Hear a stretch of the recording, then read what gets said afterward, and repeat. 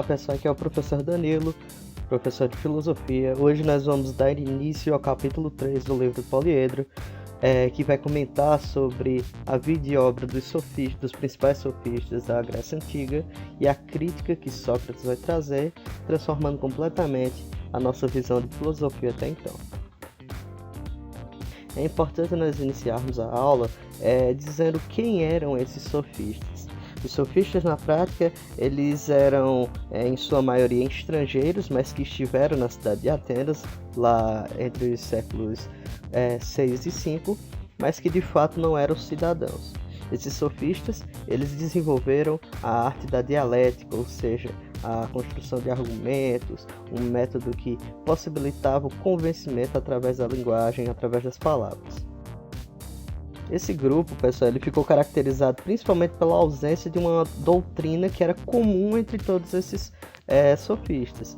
Ao contrário lá dos pré-socráticos, que entre si possuíam a busca pela arquê, a definição de um logos sobre a physis, os sofistas eles não tinham a característica que unia todos eles em um mesmo grupo.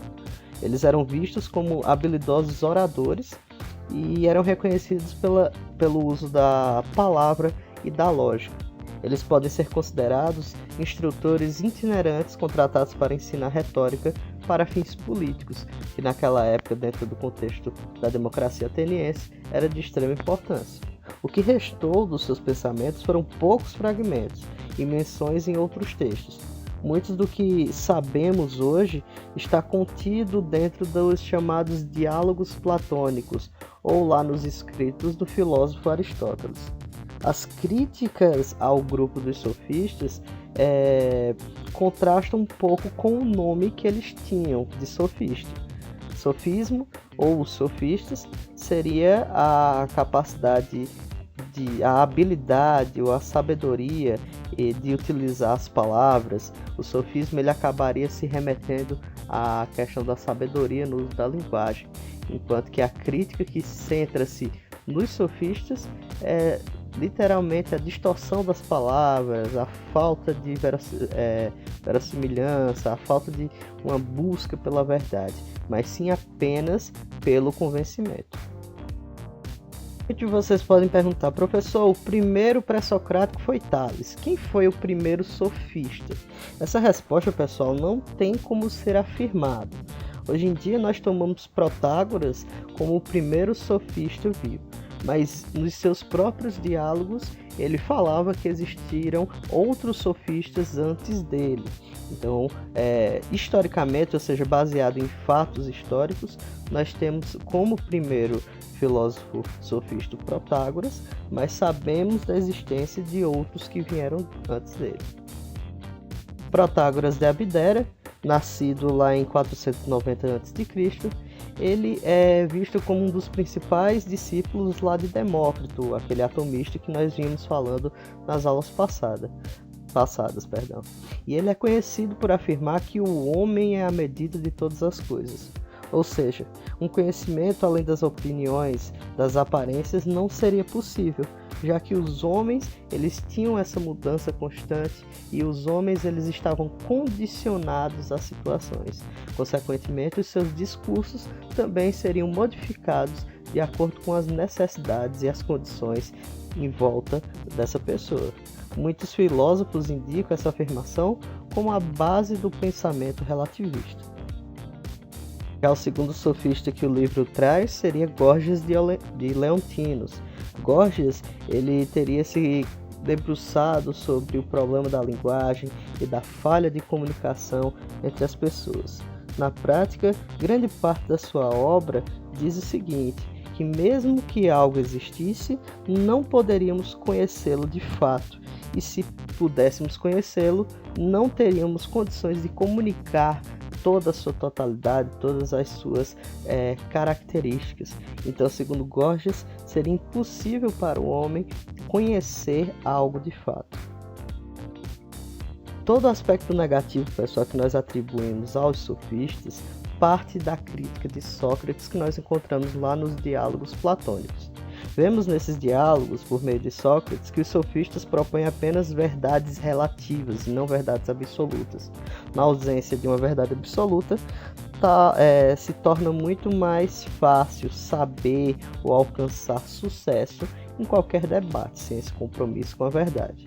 Uma das descrições que alguns sofistas atribuíam a si mesmos era a habilidade de refutar qualquer assunto, mesmo que utilizassem argumentos falsos ou inverossímeis. Sua elogiável oratória favorecia a aparência de sábios, mas o interesse pela verdade entre eles não estava de fato presente. O que os sofistas ofereciam então era um produto àqueles que pagavam pelo seu serviço. Na prática, eles ensinavam aos atenienses da época como debater politicamente, sem necessariamente ter um compromisso com a verdade ou que os seus argumentos estivessem baseados em fatos verossímeis. A proposta socrática, por outro lado, visava transformar aqueles que os dialogavam, libertando eles da sua ignorância, dos seus domínios da sombra, como era referido naquela época, e trazê-los para um ambiente iluminado, onde ocorreria o alcance de um conhecimento real, de uma verdade absoluta.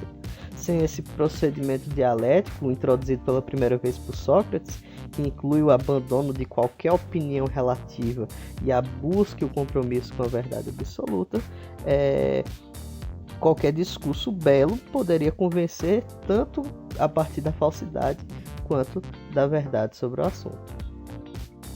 Então, seguindo contra essa tendência sofista, nós vemos os socráticos e o próprio Sócrates. Eles apreciavam analisar questões humanas, seus valores, verdades e fundamentos. O filósofo Sócrates foi tido por muitos como um homem sábio justamente por assumir que nada sabia. Tanto que uma das suas principais frases, uma das suas frases célebres é: "Só sei que nada sei".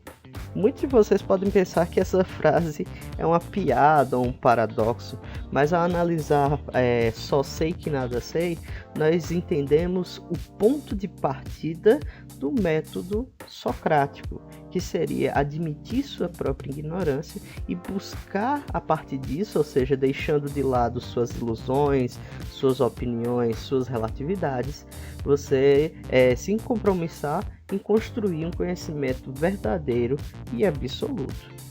Considerado por muitos o primeiro a ter pensamentos humanistas, ou seja, voltados à promoção da humanidade, Sócrates gostava de desenvolver suas reflexões filosóficas em praças públicas de Atenas, dialogando com as pessoas na rua, principalmente com os jovens, especialmente sobre religião e política. A forma como Sócrates desenvolveu seu pensamento, ou o chamado método socrático, partia da sua grande característica como um ser humano, de ser questionador, de apreciar, formular perguntas e saber sobre as coisas. Acreditava que ao dialogar chegava-se a um conhecimento. Algumas vezes apontava falhas no raciocínio alheio e, a partir dessas falhas, ele desenvolvia um diálogo, um debate que promoveria um pensamento seguro, um pensamento verdadeiro. Segundo o filósofo, não saber algo era de fato positivo, pois assim seria possível caminhar em direção ao saber e, com isso, produzir uma verdade mais segura. Especialistas atribuem a Sócrates a criação de uma das mais importantes figuras de linguagem, que é a chamada ironia. O método é estabelecido ao se interrogar o interlocutor com uma série de perguntas até que uma contradição surja, invalidando o discurso e a verdade inicial dessa pessoa. Ele ia se valer da ironia para fingir-se de completo ignorante e dar credibilidade ao discurso dessa outra pessoa, até que ele mesmo caísse em desgraça e falhasse na tentativa de defender o seu argumento. Para sair dessa indecisão ou dessa contradição, o interlocutor teria que praticar o exercício da maiêutica, que significa literalmente a arte de parir ou de auxiliar as pessoas a parturejar, trazer luz às crianças do mundo e assim iluminar o saber. Todo esse processo ficaria conhecido mais tarde como método dialético. Para alguns estudiosos, pessoal, o método socrático ou o método dialético, que ter como princípio construir o conhecimento em vez da mera transmissão de ideias sem o compromisso da verdade, é uma das melhores formas de ensino já concebidas. Estudos indicam que, ao confirmar sua ignorância, Sócrates demonstrava um tipo de sabedoria. Ele tinha como foco unir o saber ao fazer, ou seja, produzir um conhecimento, não apenas saber, mas também aprender como chegar a esse conhecimento. Sobre a obra de Sócrates, pessoal, é importante a gente destacar que não há registros escritos desse filósofo.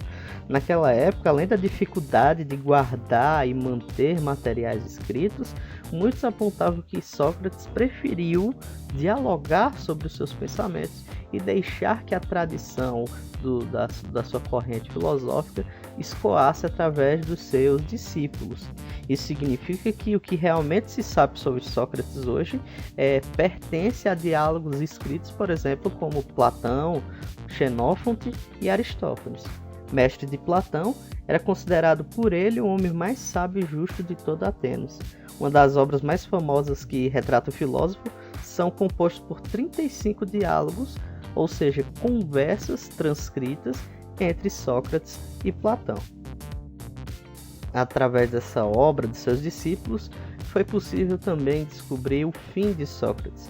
Sócrates, lá na casa dos seus 60 anos, foi acusado de ser ateu e de associar-se aos sofistas, ensinando os jovens a serem selvagens, desrespeitosos e irem contra a política e a religião vigente.